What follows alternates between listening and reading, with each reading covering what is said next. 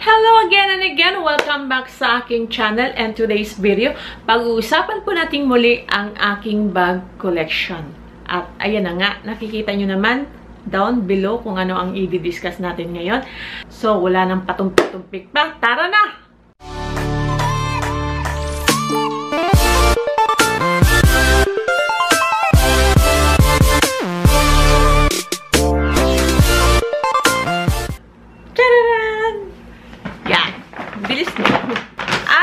Eto na nga. Kompleto pa siya. Meron siyang paper bag pa. At, ano natin? Tcharan! Ganyan ang kanyang box. Medyo malaki dahil nga malaki yung bag. Color orange. Ganyan. Typical color ng Hermes is color orange. So, bubuksan na natin siya.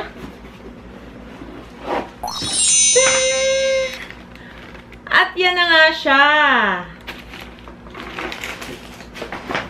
Meron pa siyang dust bag. Yan. Yan kanyang dust bag.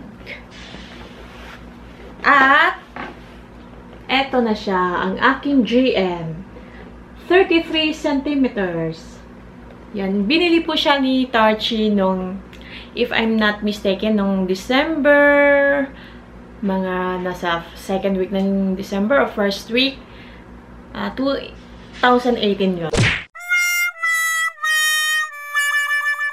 So, na-surprise talaga ako sa kanya.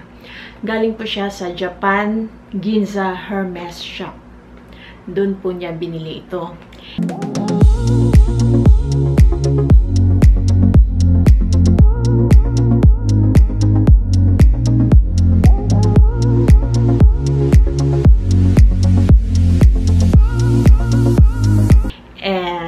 Sobrang na-shock ako na ibinili niya ako ng ganito. Hindi ko akalain may pagka...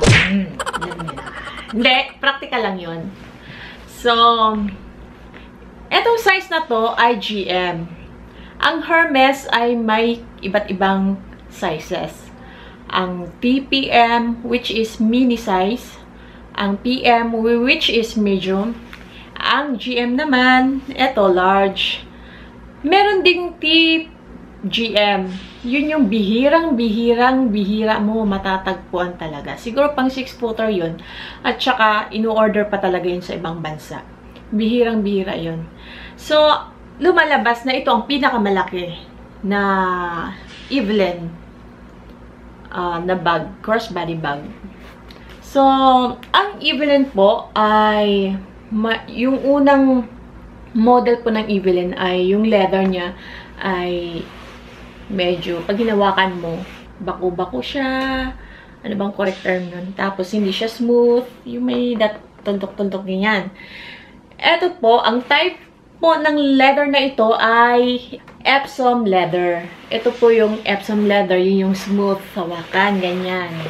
Diba? Diretso lang. Tapos, yung type ng leather niya ay calfskin.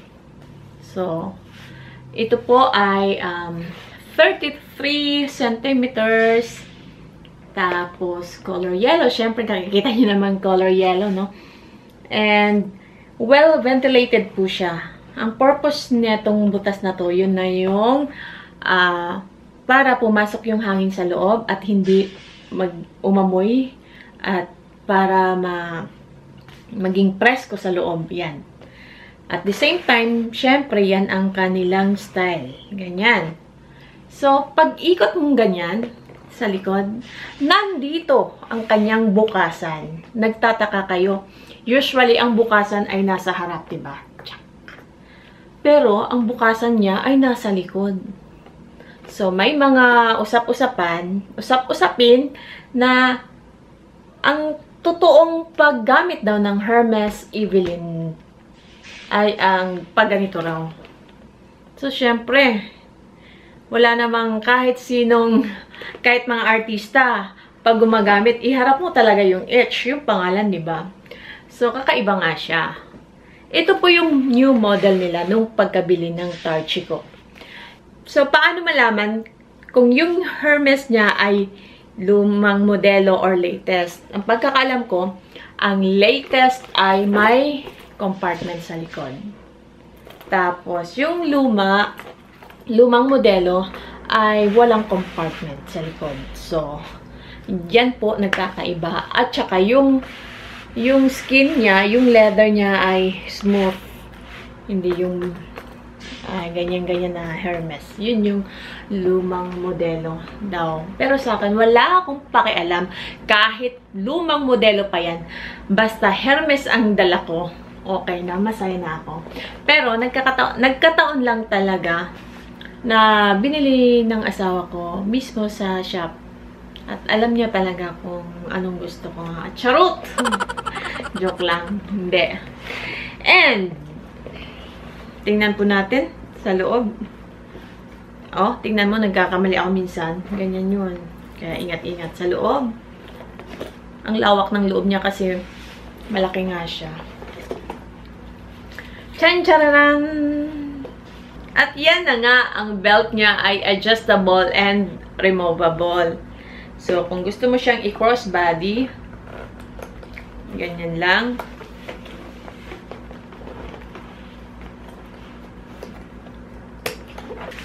Kung gusto mo siyang i-crossbody, ganyan.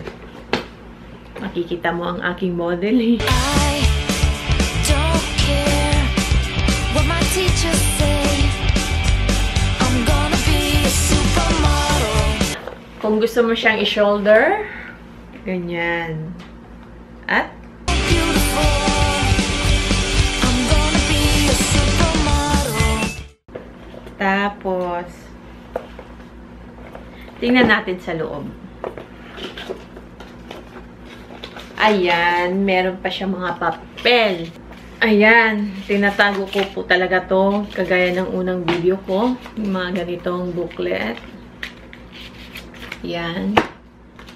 At, eto na nga. Hermes Ginza nakalagay po dyan. Ayan. So, and, sigurado ako may resibo dito. At ito na nga ang resibo. Yan. Huwag na nating i-drop ang price or i-mention, no? Alam kung gusto nyong malaman, pwede naman kayo mag-research. Pero, sasabihin ko lang ang totoo, kahit mag-research kayo, kapag hindi kayo mismo sa Hermes shop bumili or tumingin para magtanong or mag-window shopping, kasi medyo iba po talaga ang pricing ng nasa internet lang at saka sa shop mismo. Yan. So, wala namang problema kung sa internet ka bumili. Ang mahalaga, nabili mo yung gusto mo. And, kahit saan pa yan nabili, pag, Hermes, maganda pa rin yan. Pag, kahit second hand pa yan, maganda pa rin yan. Mahal pa rin yan. Yan. Ganyan. So, natutuwa po ako dahil unang-una, bigay po ng asawa ko. Pangalawa, unang-unang Hermes bag ko. At pangatlo, hindi ko akalain na Hermes bag, parehas pala kami ni Marian Rivera na idol ko. Yan, lagi ko nga pinopost yun eh, yung picture niya sa Facebook ko. Nadala-dala niya to. Itong size na talaga. Itong size na to, GM yun. Tapos, yellow din. So, mas lalo akong natuwa dahil syempre magkapareho kami. At meron pang artista eh. Sila Sunshine, sila Chris Aquino, ganyan. So, ibang kulay lang yung sa kanila. May pink, may orange, ganyan. Ito sa amin ni Marian Rivera. Saya ko! At para po doon sa mga nagtatanong kung magkano ang aking Hermes Crossbody Evelyn bag, kayo na po bahala mag-research or pumunta sa shop mismo. Sa internet po kasi, iba po talaga ang price nila. Ang laki po ng diferensya po talaga. Sa mga labas-labas din po, ganyan, may mga mix na bags, may mga Chanel, may Louis Vuitton, may Hermes. Kung mix man, hindi siya exclusive for Hermes, iba po talaga ang presyo. Mas mababa po doon. So, ang masasabi ko lang po, ang Hermes po ay hindi po siya nagsisale. From mini size to GM, medyo mas mahal ng konti ang GM po. So, pag mas maliit, mas mura ng konti.